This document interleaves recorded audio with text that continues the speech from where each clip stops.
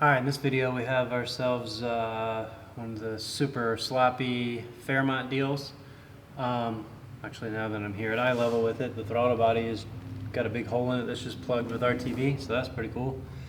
So these things are awesome sleeper cars. There's no denying that, from the outside of this you just think it's a turd box, but it should make some power. This one's actually, oh my god. The throttle cable's held together with a electrical butt connector. So that's good. So anyways, this car has been on a dyno before. It's primarily here to clean up some part throttle and drivability issues. And it made pretty decent power on the dyno previously. So before I touch or do anything, I'm just going to make some runs as is and see where it's at, see if the numbers are what they were claimed to be previously, and then make a couple adjustments if needed, and if it can find some horsepower, cool, and if not, so be it. It's just on 93 octane, and it has some mystery meth setup on it, so I don't know really much of anything about what's going on with that.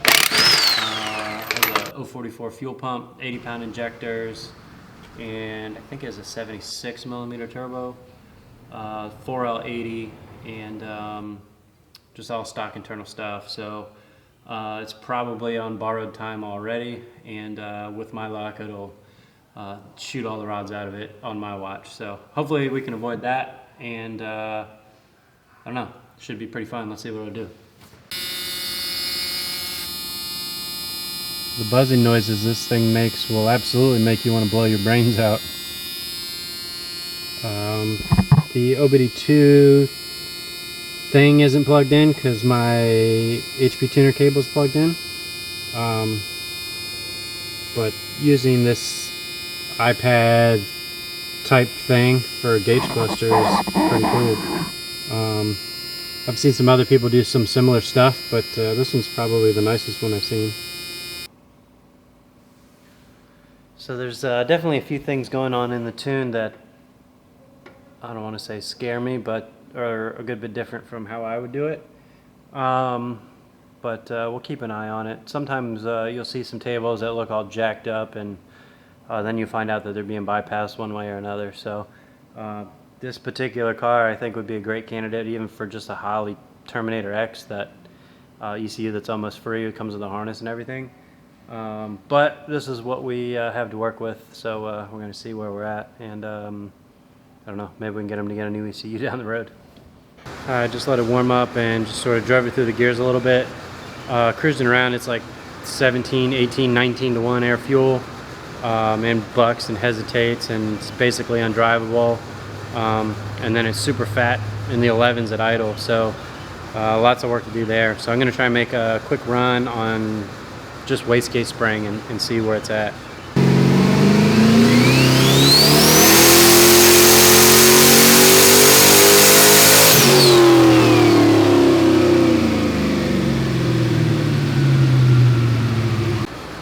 Alright, so this is about 5 psi, 16 degrees of timing, and it's way too lean on the air fuel. It's in the 1250, 1260 range.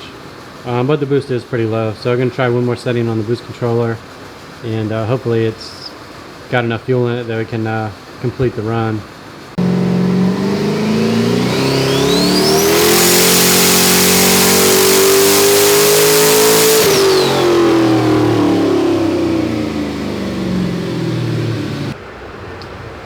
So the first one was the boost controller turned off.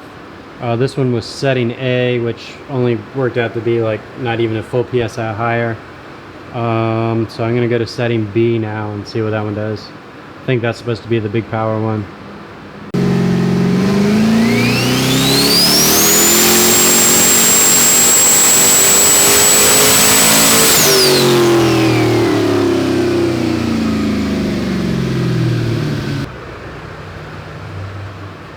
This is about 15 pounds. It's down like 150 horsepower from where it dynoed before. Now granted that was at 17 pounds, but either way it's not even going to come into the ballpark of what it did on the other dyno. So that was kind of my what's that word? Assumption. And you can see it gets real fat as the boost goes up. So this is our starting point. So we'll try and make some changes and see what I can come up with now. Okay, I'm just going to call it here for today. That was all 3 settings on the boost controller. And I just asked Mike what he wants to do as far as how high he wants to go on the boost. And he said,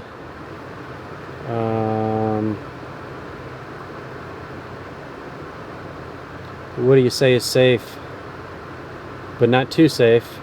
And then he said he's sketchy. So who knows how high will actually go on the boost. Probably just see what it wants to do. You know, you start turning the boost up and it doesn't make any more power, then you know it's time to stop.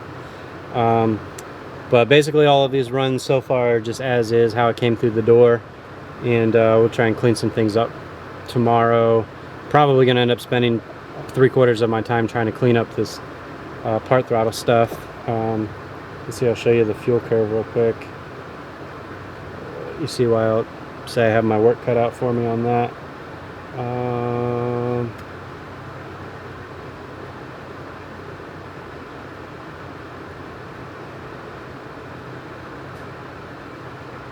Here's the fuel curve.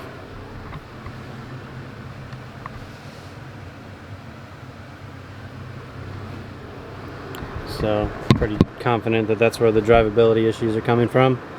And once we get all that ironed out, see if we can't find a couple of horsepower on the lower boost levels, then maybe we'll turn up a little bit. So that's it for today, and we'll start all over again tomorrow.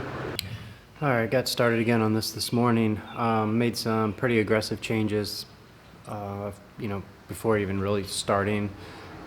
Mainly the power enrichment had some weird delays in it. Got rid of all that and changed target air fuel tables. And basically anything under 100 kPa in the VE table, I kind of wiped all that out, started all over again, and now it drives like a normal car. It's not bucking all over the place, so been pretty good there. Above 100 kPa, I smoothed the table out some, and then once we got 200 kPa and above, put some normal values in the tables. It was like 300% VE before.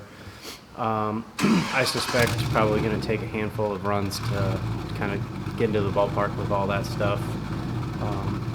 Full throttle. Everything I've done so far has just been part throttle, and so far so good. The only problem has been this thing runs really hot, so I can only kind of run it for a couple of minutes, and then I got to shut it off and wait for it to cool down. So with any luck, that just means that the head gasket is going to shoot out of it and decapitate myself with it. So I think it's about time to make some full throttle runs again.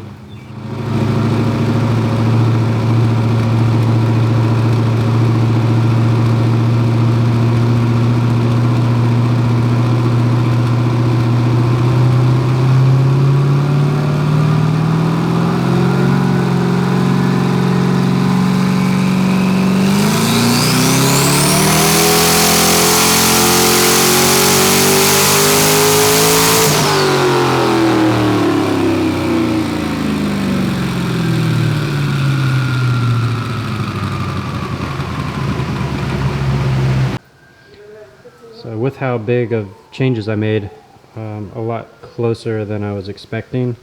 Down here is the power enrichment delay. Got rid of that. You can see that fueling came in much sooner, and it liked it from a power standpoint. And air fuel ratio is much safer now, but you can see down here the power is basically the same, and it rolls off a little bit up top. So I got to make a couple adjustments, but so far so good.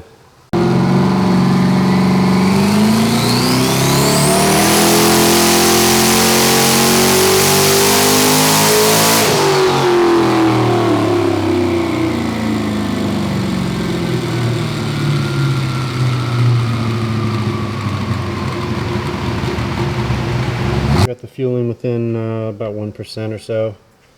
You can see there's a huge difference in fueling down here, and then between the original run at this boost level and where we're at now, it's a whole lot safer, and it's got more power everywhere. Not a ton more up in this range, but it's better. So I'm going to try and turn the boost up a little bit.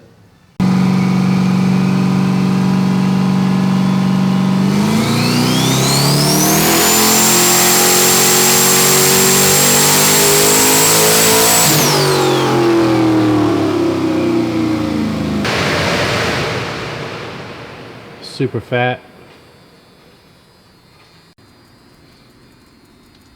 It looks like it threw the belt off of the water pump and got a little hot. So we'll take care of that. We'll set us back again.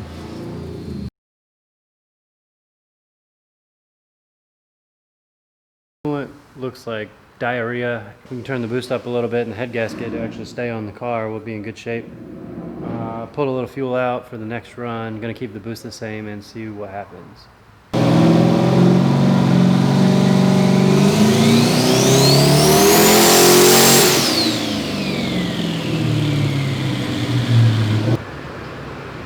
Spark plugs look far better than I actually would have expected, and dumbass belt flew off again. So there's obviously some issues going on there with that. Man, I hope I don't have to put it on each run. That'll suck.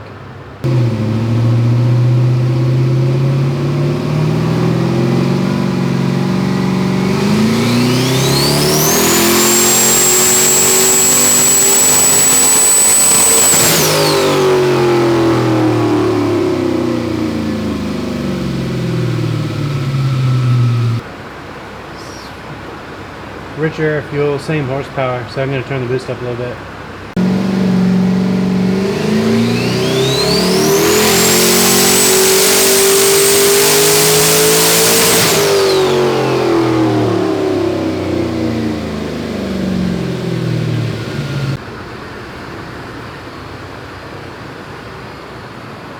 So 200 kPa on the dot, so at least a couple more pounds we can go.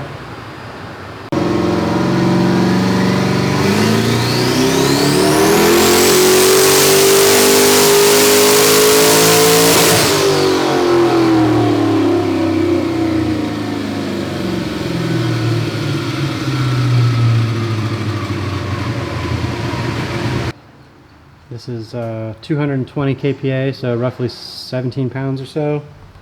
And you can see its air fuel starts running away like crazy. Suspect it's the fuel pump. I have a little bit of duty cycle left on the injector, so I'm going to try and put a little fuel in there and see what happens. But if I had to guess, we'll probably have to back it down a little bit. But either way, it's awesome power for this thing. It should be a lot of fun. So I suspect it's still going to go lean, and this will probably be the last run, but let's see if we can shoot the belt off of this thing one more time.